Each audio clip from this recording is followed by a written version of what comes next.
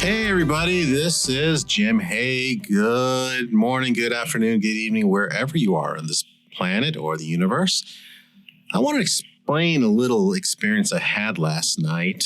And as I was driving home, and I was in Newport, and I was on a road, a very congested, crowded road. Now, for those of you who know Newport, it's a very rich area, very wealthy area. So a lot of expensive cars, a lot of traffic, by the way.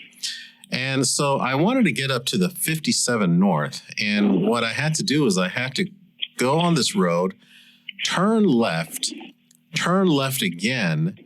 And the freeway, the on-ramp was on my left-hand side. But also what was on my left-hand side is another road. And instead of taking the on-ramp, I took that other road. So I missed the freeway. And already I was really upset at myself because, you know, where I live, it'd be an hour to get home. But here's what happened. I stopped before a red light. And it was very intriguing to me because a family was crossing the road. A family of five, three young children, one on a stroller, a mom and a dad, I think. But it was very dark. I couldn't see the on-ramp. Everything was dark. And you would think that Newport, with all this wealth, would have all these lights, you know. But then all of a sudden I see the traffic across me going towards, I guess, eastbound, but it was perpendicular to me. But one of the cars decided to turn left right into my lane. And I'm facing forward. But what was scary was that it was headed for that family.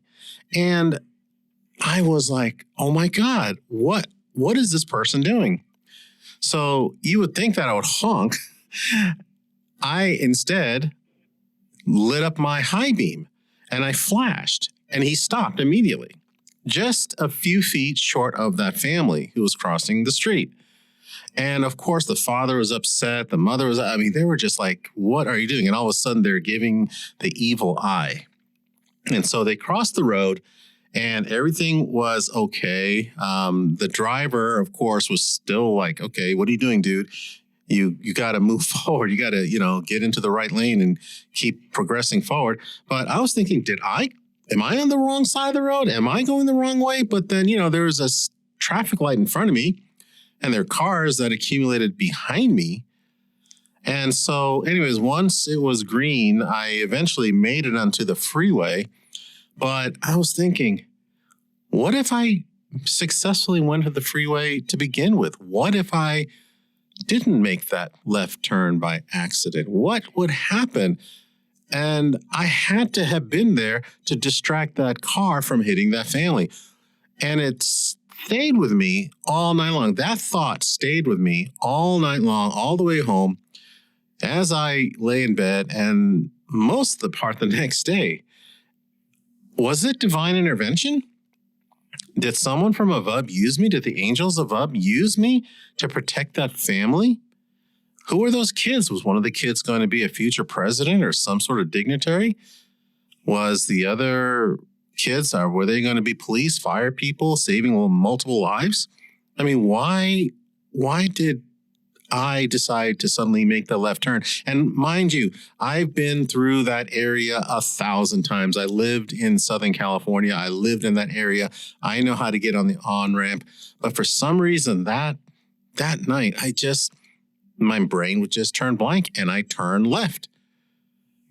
Whew, thank God. So divine intervention is a very powerful thing. And I have here with my very dear friend, Miss Jan Venturini. So Jan, what do you think about that story? As we become more aware, totally more aware, we will realize that there isn't anyone listening to this program that has not had a time in their life when they were kept from going somewhere and found out, oh my God, there was a horrible accident on that freeway. Had I been there, I could have been in it. Or they were, something came up where they had something canceled, or they took a wrong turn and they happened to be in the right place at the right time. Divine intervention happens, and I'll tell you when it happens. We have free will, Jim. And with free will, our guides aren't really allowed to interfere unless they're enacting divine intervention. And divine intervention, we are all used for it. It occurs when something is not supposed to happen, that's going to be a random happening from something that we've done out of control in our free will. That family was not supposed to be destroyed by that car. So you got used. And what will happen is that we will blank out and not even realize it and go and take the wrong turn and go, what am I doing? All right, I mean, I can tell you how many times I've had that happen to me. And I listen to it now. I pay totally close attention because I know I'm being used for something, that there's a reason why this is happening. It's not just a random occurrence. And if you look at the ending of what, you won't always know what it is. You luckily got to see you were being used to save that family. We sometimes won't know till down the road. We won't know immediately, but we're being utilized to save something from happening, to keep something from happening. And so it happens to all of us if we just pay attention. I've had it happen a lot in my life, and I can look backwards and see it exactly for what it was. And actually, we can talk to our angels and ask to be guided. And one of the things that I do a lot that I think is really good for people, and it helps you actually be accessible for divine intervention. You're accessible because you're open, Jim. All right? Not everybody is. But how to be accessible is to say, for the highest good of all concern, I just ask that I be guided and all others be guided, that they may arrive safely into their lives, at home, whatever. Every time I get in a car, I say that. I ask that all the cars on the road arrive safely to their destination. What it does is it opens up an energy field. And it does allow for you to be used more frequently than other people. And since you're more open, you will be used more. And so if other people want to have more divine intervention in their life, ask for it. Ask to be utilized in ways that will assist others. Well, it could have been dangerous for me, though. It could have been dangerous for me. Not really. You were protected the whole time. Okay, because... Yeah, by you being the car that was there, or that car coming towards you, all right, because you were being utilized to save that family, you were also being instructed as to exactly what to do that he would respond to, because he would have been irritated with the horn, but he totally responded to the light. Well, right? In a bit flash second, I thought if I hit that horn, I might upset the family. You know, the family might be thinking I'm upsetting them, and I'm like, no, you need to focus on what's on the other side. That guy's coming towards you, and it was just a weird sensation, and one that hasn't even left me. It's been about 48 hours, and it still hasn't left me. Also, because also that other person was blanked out while he was in the wrong lane, first of all. He was in deep, deep thought about something and wasn't paying any attention. Or drugs. But he's very light sensitive. Mm-hmm. All right? Mm-hmm. So you flashing your bright lights at him was what he responded to instantly, like, oh my, he responded to that, but he wouldn't have responded to the horn. So you were totally being used to do the right thing, to be in the right place. And even though it looked as if you could have been a victim of that particular accident, no, you were never going to be there for that reason. Well, I'm with gratitude that somebody upstairs or the universe used me, because it would have been such a devastating scene. I probably would not have heard about it. Well, maybe I did. Maybe I would have if I, read something about a family getting run over by a deranged driver or absent driver, and I was in that area, and I probably wouldn't even think about it. But many times too, what you don't even realize is that when divine intervention is to occur, and why we do these blanks and take wrong turns and can't find where we're going, and these things happen. We don't know this, but in our sleep state, the night before we're to be used for divine intervention, we're put in alignment for it. And that alignment allows us to go blank. So we'll take the wrong turn to do that exact thing we need to do. All right. It's kind of like You know, you're driving down the highway and you don't realize you've passed so many turnoffs. Right. What you don't realize is you're actually more alert on the road when you're like that than when you're focusing on the road. Because it's your hypothalamus that's driving the car. It's your subconscious that's driving the car. And the truth is that you get used in those moments because you're pushed into your hypothalamus, your subconscious mind, which is more connected to the vastness. Yeah, I'll tell you, a lot of times I'm driving and, I'm going from point A to point B because I drive about, 60, 70 miles a day. And there are times where I'm like, oh, I'm home. Oh, okay, here I am. Exactly. We all do it. And in fact, one of the things that they say for an awareness exercise is to drive a different way home each day because you'll see things you never saw before and you'll be more aware. But the reality is that we actually, when we're in our hypothalamus, and I'm not saying you should sleep at the wheel or be in a trance state, but I'm saying sometimes those lapses, we're supremely alert and we react much more instinctively than we do when we're trying to focus. So it is okay to do that. But the most important thing for people that want to listen to this programming to be aware of, they can look back at their lives at times when they were called somewhere else. That they know everybody's had these events in their life. Some very extreme, some very mild. But they happen. And they happen in ways that I've had so many happen to me in mine. I have been warned, all right, that's with my kids when they were certain ages, and I was in the right place at the right time to grab them in that last instant to save them from hitting the glass when it broke. I've done so many times. I've had these situations occur. And divine intervention is interfering with a happening that is not supposed to happen. Does that make sense? Yeah. And we get used in divine intervention in ways. And what I have a habit of doing now is saying, thank you. Thank you for using me for this situation. Thank you for protecting these people in this situation. Thank you for being aware in this moment. I go into appreciation on it.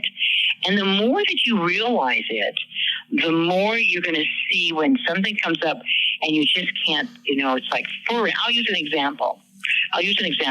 Before the 1989 earthquake, the week before it happened, I was sitting at the coffee house that the bricks came down and killed people. And as I was sitting there, I felt the wall falling. And I jumped up and everybody said, what are you doing? I said, oh, I thought the wall was falling. That's really weird. And I was so uncomfortable, I didn't go back to that coffee house.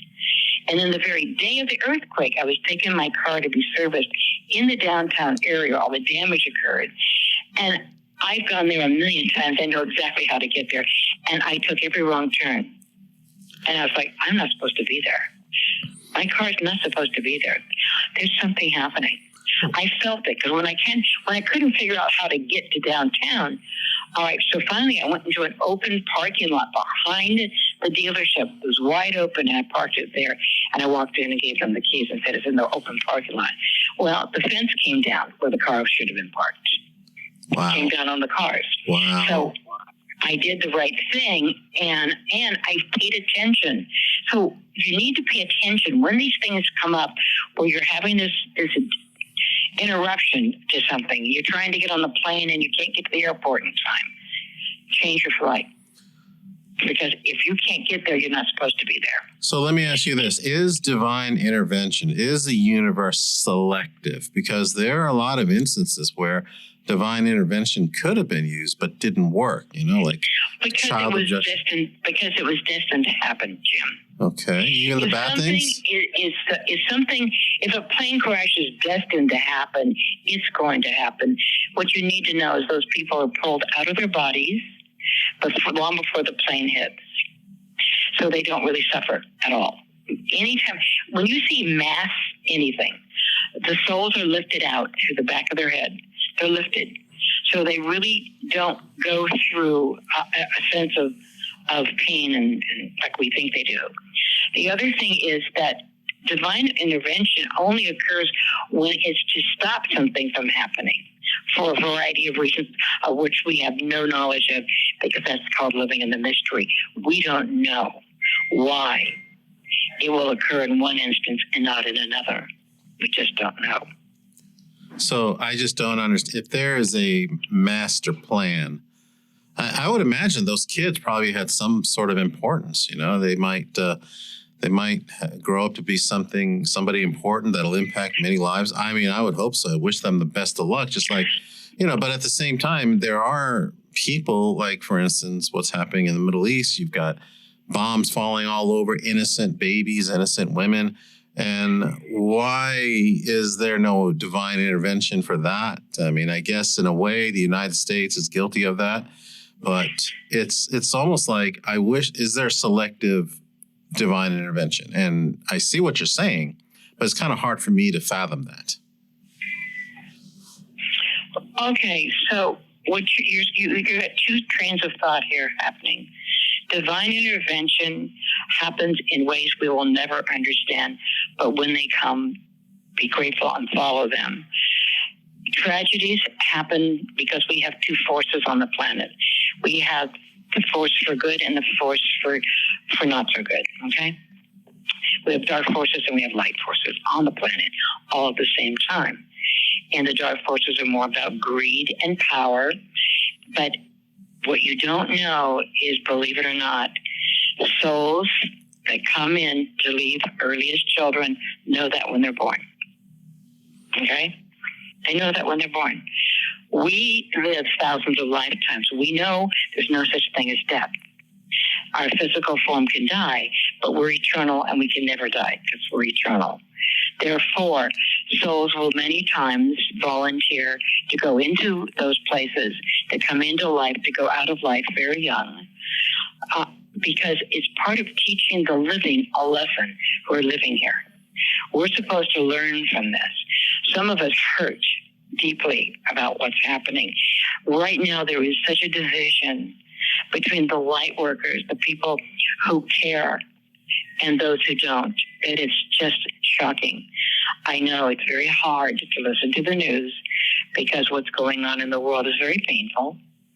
And I, as a rule, bless whatever occurrence happens and ask that they be guided to a safe place because of the fact there's some things I can control and some things I cannot. But with divine intervention,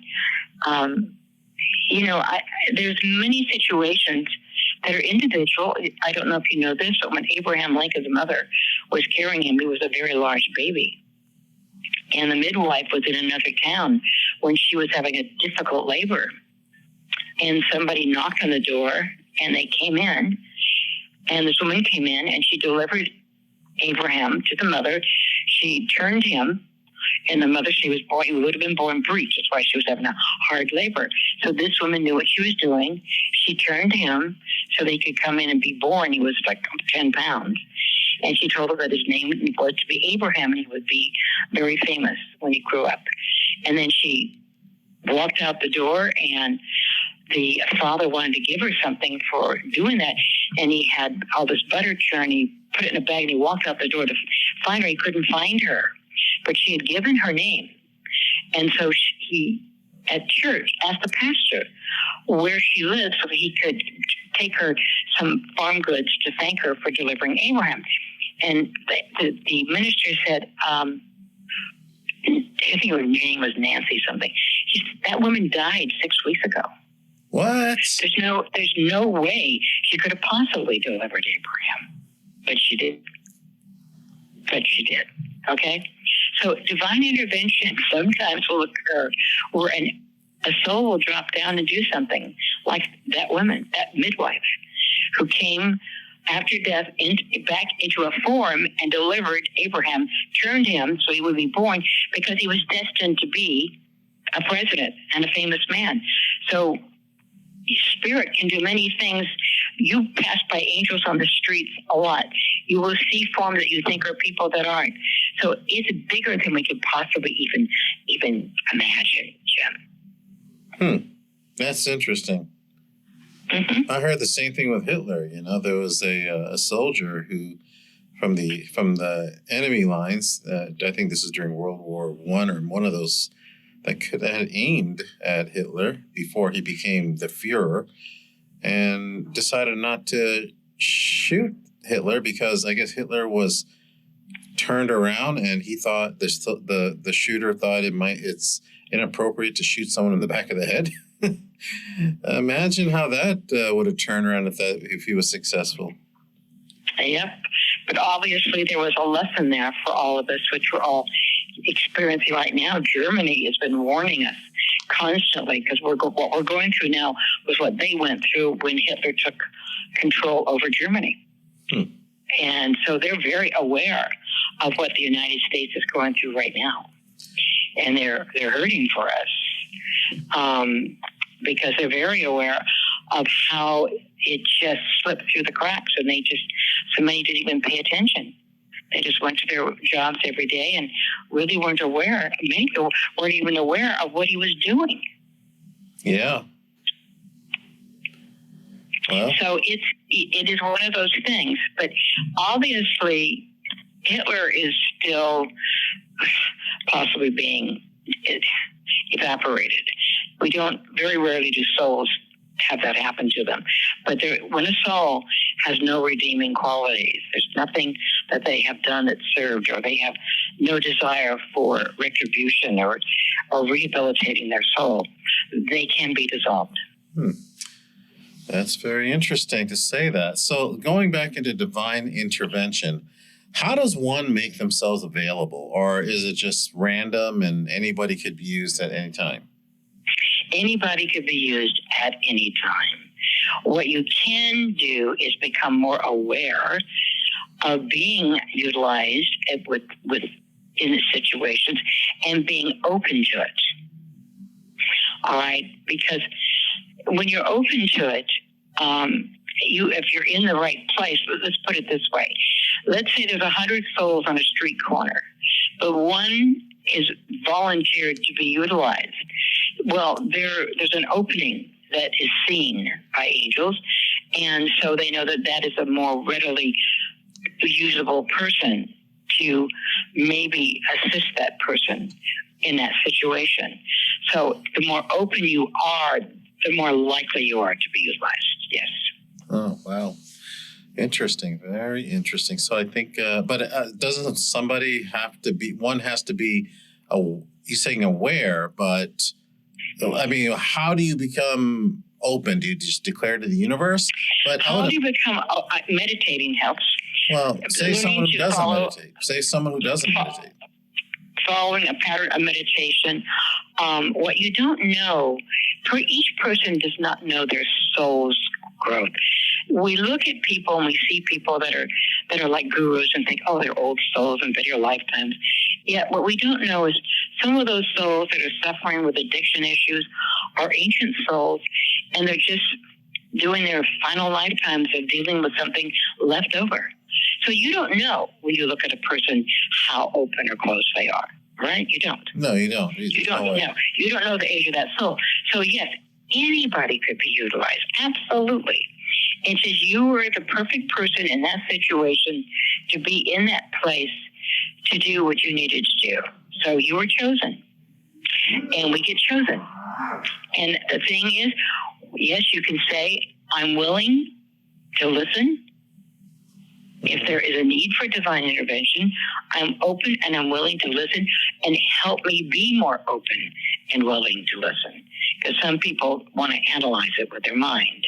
Like what you're trying to do now is you're trying to figure out what you instinctively did without thinking.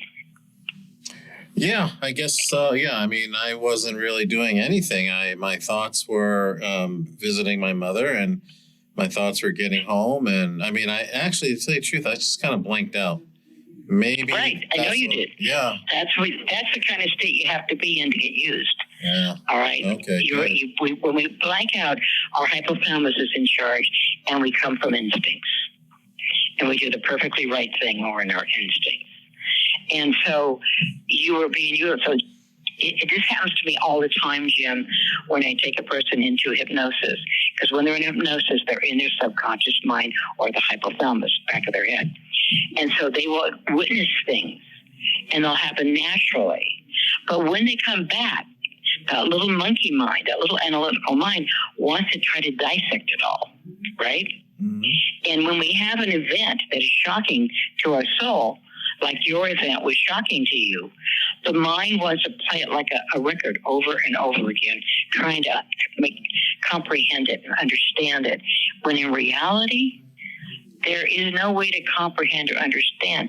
There's only, I had divine intervention, and my instincts did the right thing. Thank you for saving those children, that family. Well, yeah, and I'm sure there are times in our lives where divine intervention just wasn't there. I mean, we see an accident in front of us, and we see people get hurt in front of us. So but actually, that also is a part of their plan. That's a part of their divine plan. It's very fascinating. I had the experience of being at a Hope Lodge with my husband, where we have all these cancer patients that stay there, right? Mm-hmm. And their assistants. And in talking to them, and I spoke to them about my views of cancer being a healing disease, not about living or dying, but it's about healing your life and perceiving it all in a brand new way. And I had beautiful conversations with these incredible people because it was true for them. That their whole perception of their life and the things they needed to look at all came up, and they had to deal with the depths. The depths of pain bring up the depths of passion. It brings up what you desire in life. So many people just kind of cruise, and what they really want is to really envelop life. Well, sometimes they'll get cancer so they can do that. Mm-hmm. So anything we do that is out of our control, we're not really controlling it. We're going to analyze to the finite, because our little left brain, our linear brain, is designed to do that. But one of the best lessons I learned years ago was a book I found in Unity Church, and it was called The Mental Diet. And the founder of Unity wrote this book, and he said it's really good to go on a mental diet. And what he meant was to, when the monkey mind wants to analyze it all, go into a state of gratitude. Right. Be grateful that you are who you are, that you have a healthy family, that you were able to help in that situation, and just breathe in gratitude and send that monkey mind off like a train on a track away.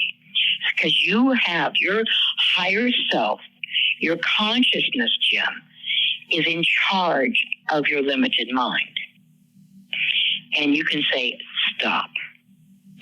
I don't need to know that.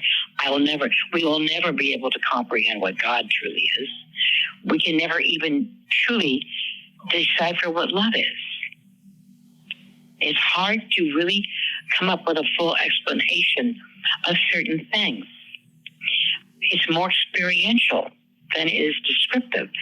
So just allow yourself to know that you went through a shock, that you had divine intervention, that you saved the family, and who knows, maybe one day you will see this and know what happened. All right? I mean, George Washington should have been dead, except that a button saved his life, and then a bullet precisely hit that button perfectly so that it wouldn't penetrate it. Wow. Right? And so situations will occur that as you look backwards, if you could only have the years to follow that family's life, you probably will find something miraculous, because we've all had close events in our life that didn't occur because we were supposed to be here. All right? And it's kind of like, rather than feeling guilt about it or confusion about it, just, all right, we all have a moment, we all have a time. And sometimes we'll see things that are painful. And then we'll see other things that are pleasurable. Mm-hmm. But the most important thing is to know that divine intervention does occur every day. If you were to create a page on Truth-Seeking Soul for just each person to describe their most significant divine intervention, You would be amazed. In fact, it'd make a great book. Well, I think we'll create a section about that. So with divine intervention. It's a great idea because I don't know anyone that has not had some form of divine intervention, even though they didn't call it that, or didn't maybe know that that's what to call it. Yeah. Yeah, well, I think that's a beautiful thing. And actually, I am grateful that I was used to help that family. And, you know, I mean, 3 small kids, you just kind of wonder exactly what tragedy could have happened. But fortunately, I hope that they're out and about and enjoying their lives. And I sense that they're enjoying life, and they're thankful that they probably don't even remember that incident. But you know, they're here. That's the most important thing. They are here. And Jan, we are here, and we're running out of time here, but what a fascinating subject. What a fascinating subject. And, you know, you can... Yeah, maybe you should do a show and have people send to you their divine intervention. I think we will do just that. We will do just that because I think it's really important. We're going to bring in a lot more guests here. But with Jan, I thank you for your time, my friend, and I'm hoping for the very best for you as well. You've been helping people for God knows how long, decades and decades.